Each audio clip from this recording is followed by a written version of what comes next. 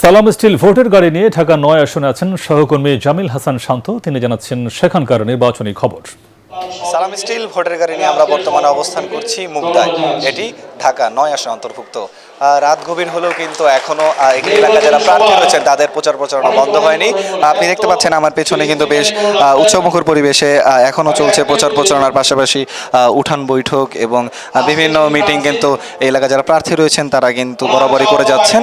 বর্তমানে কিন্তু এলাকায় বিএনপি প্রার্থী হাবিবুর রশিদ হাবিব তিনি কিন্তু উঠান বৈঠক করছেন। এই এলাকা যারা স্থানীয় বাসিন্দা রয়েছেন তাদের কাছ থেকে বিভিন্ন সমস্যার কথা তিনি শুনছেন এবং সেগুলোর সমাধানের প্রতিশ্রুতি তিনি দিচ্ছেন। এলাকায় কিন্তু স্বতন্ত্র প্রার্থী রয়েছেন তাসনিম জাহরা, তিনিও কিন্তু ফুটবল প্রতীক নিয়ে এবার নির্বাচন করছেন এবং তিনিও কিন্তু বেশ জোরসোরভাবে তার নির্বাচনী প্রচার প্রচারণা চালাচ্ছেন। ভূমিকম্প সহনীয় মোস্ট ডিউরেবল দেশের প্রথম থার্মেক্স রড সালাম স্টিল। সালাম স্টিল বোঝে ডিউরেবিলিটি। সালাম স্টিল মোস্ট ডিউরেবল স্টিল। এবং এই এলাকায় 10 দলীয় জোট থেকে এনসিপি প্রার্থী রয়েছেন রাসিন, তিনিও তার যে প্রতীক রয়েছে শাপলাকুলি সেটি নিয়ে কিন্তু এলাকায় চষে বেড়াচ্ছেন এবং এলাকায় নির্বাচনী প্রচার প্রচারণা চালাচ্ছেন এবং ভোটারদের বিভিন্ন উন্নয়নমূলক প্রতিশ্রুতি দিচ্ছেন। তবে ভোটাররা বলছেন এলাকার উন্নয়নে যে ভূমিকা রাখবেন এবং এলাকা থেকে মাদক সন্ত্রাস চাঁদাবাজ যে দূর করতে পারবেন, আগামী জাতীয় সংসদ নির্বাচনে এলাকার মানুষ তাকেই ভোট দিয়ে জয়যুক্ত করবেন।